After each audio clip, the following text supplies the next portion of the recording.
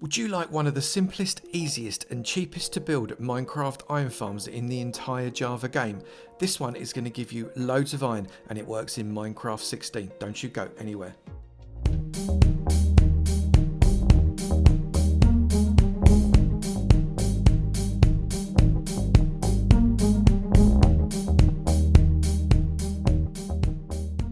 Good morning, good afternoon, good evening and good night, and welcome to another episode from me, Avomance, in my Minecraft farm tutorial series for Minecraft 1.16 Nether update. But this one is a little bit different because it's in the overworld. Today I have got you a farm that will bring you iron. Lots and lots and lots of iron. And also, every now and again, it's going to bring you some other mob drops as well. Things like rotten flesh, string, or even things like bows and arrows. There goes an iron golem now, for goodness sake, that poor fella. Let me show you how to make it. This farm is probably the simplest iron farm in all of Minecraft. It's crazy easy. You just have a very few blocks there, the tiniest little bit of redstone, and as a result of that zombie's line of sight being broken, you never get the zombie fatigue with these villagers that you can experience in some of these other farms where they're just flowing the iron golems in for about an hour before the villagers have had enough. What's also a pleasure is that any wandering traders are also firmly dispatched. You don't have to worry about them either. Absolutely brilliant. Go on, in you go, fella. You know you want to. Lovely. Everything you need to make this farm is inside this single chest. Pause the video there, just make a note of all you need. There's not a lot there at all. This anvil is just used once to name the name tag. That's an interesting name. So you could use one that's maybe at your base. You don't have to make one especially. The size of the base of this farm is 19 blocks by 19 blocks, marked out by that yellow square, but you don't have to do almost any building within that space. Where I've marked out the blue, those areas need to be able to go down 7 blocks from the surface. Come to the very centre of your farm and climb up 5. 1, 2, 3, 4 and 5, and then come out in any direction, it doesn't matter which direction, and build yourself a platform that is 3 by 2, with one of the 3 long sides being that centre block, and then on the other side of that centre block where you've not built, place a glass block, and then finish off the square so it's a 3 by 3 square. Then grab yourself a temporary block again, come up 1 and 2, and on the third block place yourself a glass, come along and do a second 3 by 3 square just under here, but leave this one open. I'll show you what I mean. It's going to look like that, kind of like a bit of an A or a square with a nibble out the bit. Come inside here, get yourself another temporary block just on that side, and then 2 more glass blocks, one on that side of the block and then one on this side of the block. Then what we're going to do is we're going to get rid of that temporary block and that temporary block and that temporary block, just to give us a little bit of breathing space, because what we need to do now is we need to get ourselves some spruce trapdoors. Bring a temporary block out that side, and this will allow you to, on 1, 2, 3 temporary blocks here, place a trapdoor there and there.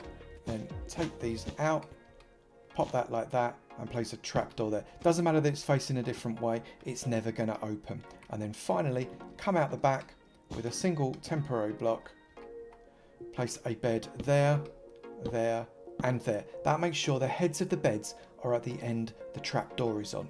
Now we're going to do the zombie chamber, so drop yourself down, come around the side, and on this bit place out 1, 2 temporary blocks so we know exactly where we're going. Put yourself a glass block, then come out either side like that, put a block on there just next to that temporary block, and then come out, leave a gap here, and then build yourself a little donut so you can see it's a bit like a 3 by 3 square with a bit on the end. Then get some more temporary blocks and build yourself up so you can get underneath it and on top. Get rid of that temporary block and that temporary block, you can use those again fairly shortly. Then what you're going to do is you're going to get yourself a temporary block here as a marker. This is where your zombie is going to be standing. You want to then get yourself some blocks. These need to be conductive blocks. I'm going to use stone just because I can, and you put a block there, you put a block there, and you put a block there. Leave this corner open because you're going to need that for the redstone dot that is going to go right there like that. Make sure you've got the spider. If you right click on it, you can see it changes. You want it to be that spider, and then get a repeater, put a repeater going that way, and right click on it 3 times. One going that way, right click on it 3 times. Between the 2 blocks, right click on it 3 times. Coming out that block, right click on it 3 times. Coming out that block, right click on it 3 times. You can see the pattern. Then put carpet on top of that, carpet on top of that, and a carpet on top of that, because they are spawnable and you want to make sure they're not. Come onto this front corner that's got the block with the carpet on and place another temporary block on top of that center one. Put a glass block to the side of it there, come the other side, a glass block to the side of it there, jump around here, glass block to the side of it there. You then want to put another temporary block just there and get ready to put a stone slab there a little bit later.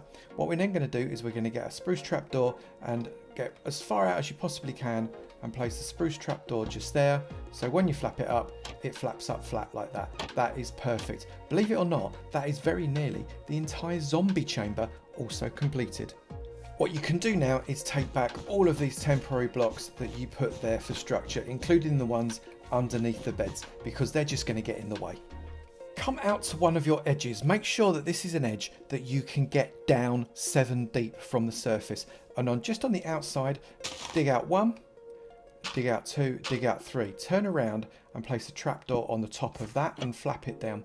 Dig out another one, place a step, dig out another one, place a ladder, 3, 4, and that's 5 ladders, and then this is the right level. And then we're going to dig in this direction, and we're going to dig another 9. So that's 1, 2, 3, 4, 5, 6, 7, 8, and 9. That is perfect. And then we're going to get some carpet, and we're just going to put some carpet here, 2, 3, 4, 5, 6, and 7, 8, and 9, and that is it. We're also going to get a torch. We're going to place a torch there, and we're going to place a torch there. This is going to be our access tunnel. Come back to the top of your tunnel and flip that trapdoor closed, just so you don't fall down it. Come down to the middle and dig a donut, a 3x3 square, around your central block that looks exactly like that, and then pop out your central block. Then we're going to dig down another 5. You can see there we are 5 down now, and we are right next to where our tunnel is, which is exactly where we want to be. Pop out that, and pop out that, and pop out that. That is where we're going to be putting our chests, so we are ready to collect stuff. However, we've got a little bit more work to do first. Pick one of your walls. It really does not matter which wall you pick, and count down from the surface. You can tell which is the surface because it's got a grass block in this instance. Perhaps you would have marked it with something else. Count 1, 2, and on the third one, place a sign. You don't have to write anything on the sign unless you really want to. Put a sign on each of those 3 sides. Shift click another sign onto each of those, like that, and then do the same.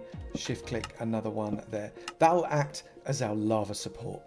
Next thing, place 3 temporary blocks, 1, 2, and 3, exactly like that. Now you could have left that earth in if you'd have wished to, but frankly, if you put temporary blocks in there, it just makes it a lot easier to be able to see what you're doing. Take out that block and get a hopper, place a hopper in there, and in there. That's perfect. And then just in the top hopper, I want you to put shift click 2 hoppers into those 2 hoppers there, like that. And then hoppers there and there, hopper there, and then dig down and a hopper right in like that, and then come across, dig out that dirt, but then you need to replace the dirt. That is really, really important. If you don't replace the dirt, you're going to be into a world of problems. Place the dirt all the way under that hopper. Get rid of those 3 temporary blocks, and you've got enough room to be able to place your chests. But before you do, you need to dig out 1 there and 1 there, and you need to get 2 slabs there and there, like that. Doesn't matter what the slabs are going to do, they can burn, it doesn't matter, because the lava will never reach them. That is going to allow you to open the very top chest. Next thing, get a chest there, shift click on top there, and removing that, shift click on top there, like that, and then come down, shift click into the side of that chest, into the side of that chest, and into the side of that chest. That is your collection system completely finished. There is nothing more to do. We're now going to create ourselves just a little infinite water source, so you've only ever going to need 2 buckets of water for this build. This couldn't be easier. Just bang yourself a little square, pop 1 bucket in there, and another bucket in the opposite corner, you've got an infinite water source that you can collect water from any 4 of these corners, and it will just keep refilling itself. On the outside of this square, you are just going to place a slab, a bottom slab all the way along. Each of these sides should be 19 blocks long. You do not need anything in this corner at all. Just hop around and complete the entire square. Then place a temporary block on top of those 2 corners there. They should have a little gap between them. Do it on all 4 corners. Now's probably as good a time as any to get your lava in. So place on the middle slab there, pop in your lava blade, and that will roll right across, just ready to catch anything that me might want to kill, you know, like iron golems or something like that.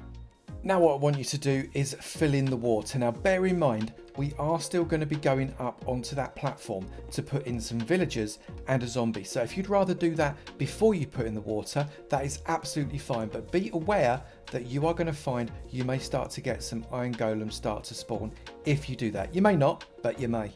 So to get this water in, just come along to any of your corners and pop in a water source against those blocks. That will roll water part way across the corner. If you do that in all 4, that is perfect. Then come to the sides and not the corner block, not the block next to the corner block, but the one after, place a block. And then another water, and then leave a gap and another water, leave a gap and another water, leave a gap and another water, and keep running that all the way along until you get to the block that is not the corner block, not the one next to the corner block, but the one after it, and that gives you an entire side of water all the way along. That will run to the edge of the lava, you can see, but will not run into it. Do that along all 4 sides. And it should look exactly like that, with water flowing all the way to the middle, no matter where you are in that 19 by 19 square. Now come along to your infinite water source. Unfortunately, you've got to say goodbye to it now. So let's close that fella up. We don't need that anymore, because this is where the magic happens. We are going to remove these temporary blocks, but the water is going to continue to flow in that direction and isn't going to flow out here. Cross your fingers, bang, bang. You see, we've got, for some reason, Minecraft physics just doesn't make any sense. Do that on all 4 corners too. Come back up to the side of your zombie chamber on some temporary blocks. You can't use scaffolding here necessarily because the water may not let you place it. Get rid of that temporary block, get rid of that temporary block. You should notice you've still got a little chamber that is 1 by 1 with this trapdoor at the front. Keep that temporary block there for now and place a redstone torch on the side of this block. What that's going to do is that's going to power this here, this trapdoor, and that will also power this redstone dust, which will float a signal all the way around here with a 4 pores on each and every one of them. And when it hits this block, it's going to turn this torch off, and then the delay is going to run around again until it turns off the power in this block, and that turns the torch back on again. And this will flap this trapdoor up and down. I'll show you what I mean. Pop it there. You can see that runs all the way around. It turns off, the trapdoor flaps, and it flaps up again. It turns off, flaps down, turns on, flaps back up again. That is what we're looking for, because the zombie has to sometimes have its line of sight broken with the villagers. If you don't do that, you only get about a stack and a half of iron, and then the villagers are exhausted and you've got to reset the whole system. This stops that ever from happening. Now this is the part where you bring your villagers into your system. I'm not going to go over how to do that in survival because there are a million tutorials on how to do it, and most people have got a fair idea. Minecarts, boats, that kind of thing, but you need 3 villagers. Because for the sake of this tutorial we want to keep it as short as possible, I'm just going to use a villager spawn egg. And we're going to put 3 villagers in this section here. They will be able to access the beds, but they will not be able to leave this section. 1, 2, and 3. You'll notice they're not professioned, they're brand shiny and new, and you do not have to worry about giving them a profession either. It doesn't matter if they've got a profession, by the way, as long as they are fully grown villagers. If they're babies, I guess they'll grow up eventually. When it's night time, get yourself a zombie. Again, I'm not going to show you how to do this in this video. There are loads of different tutorials on the internet to be able to see how to do this. And again, minecarts, or you can just get them to chase you. Lots of ways to do it. I'm going to use this zombie spawn egg, and I'm going to drop him into this gap right here. Bang, there he goes. He is instantly interested in these 3 villagers. Get yourself a name tag and pop the name tag on him like that. Oh look, he's got an interesting name, this zombie. Then get yourself a slab. I'm using a stone slab there so it doesn't catch fire if it gets hit by lightning, and then remove the temporary block. That will stop your poor little zombie fella from burning up in the sun when it turns to daytime. If you wanted to, you could also name tag your villagers, but there's absolutely no necessity to do that. They've got some interesting names as well. What you should also do now, just for safety, pop yourself the glass back in there just to cover up those villagers' heads. These villagers will immediately start to become quite scared, and as a result, after a little while, we'll start to see some iron golems flowing into the system. However, what's also true is any zombies that spy these villagers will flow into the system as well, and you'll catch their flesh. Also, when the golems spawn, what's really cool is that the skeletons can chase them in, so you can get some skeleton loot as well. We have got our first iron golem falling in there, and he also had a bit of a pop of the skeleton that followed him in. This is going to continue forever now. So what we're going to do now is AFK for an hour just to see what we get out of this farm. So if I turn myself around, I'm just going to empty out the stuff that we managed to get already, which is lovely. So just in the time it's taken me to get into this farm, we've got 13, 4 and 5. But what I'm going to do is I'm going to AFK here, and including this one that's just dropped down on top of us, we're going to see how many iron we get in 1 hour, plus whatever else we get, because it does generate the odd other drop as well. Let's crack on. This is the perfect AFK spot. Iron golems will be spawned approximately every 30 seconds with this farm, and they'll only spawn within the area that the water is held, because that's the circle of influence that those villagers have at that particular point. What you can also see is that zombies are chasing those villagers into that area, and as a result they're being swept into the kill chamber as well. Now, not all of those drops will be collected. Occasionally they'll get burnt up in the lava, but you do tend to get some, and we'll see how many in just a moment. Also, skeletons can chase those golems into the water, and if they make it as far as the lava, you can collect bones and arrows as well. And very occasionally, a spider or even a spider jockey will find its way into the farm, and you'll find string at the bottom when you check. Now, we have been AFKing for exactly 1 hour, and we've got a golem just fallen into the pit right now. So we'll let that fella kill off, and then we will check to see what we have. Now, occasionally you find stuff in your top. Yes, we do. Let's just take those out and keep them separate. Don't know why they flow into the top of the system. Just do. I think the hoppers just get confused. Nothing in the middle. And that is what we've got. Right, let me just flick those into there, and I'm going to give this a bit of a tidy. We have got very nearly 5.5 stacks of iron, plus 1.5 stacks of poppies, nearly half a stack of rotten flesh, 4 string, 5 bones and 4 arrows flowing into this farm. Pop the poppy in there so it keeps it together. So that is a single hour's AFK session. Not too bad at all. Now, this farm doesn't have the challenge that some other iron farms do have, where the line of sight of the zombie isn't broken, so they don't get that fatigue. They always get a little chance to have a little rest from that zombie, and as a result they're fresh to summon that iron golem constantly and forever, about every 30 seconds, along with the other bits and pieces that flow into the farm as well. Look, there comes another one. If you have enjoyed this video, please do remember to slap that like button. It'd be great to know you're enjoying it, and I will keep on making them. Also, if you've not done it already, please do hit that subscribe button. It'd be great to see you in my sub club, and I look forward to seeing you in another video. You take it easy now. Bye.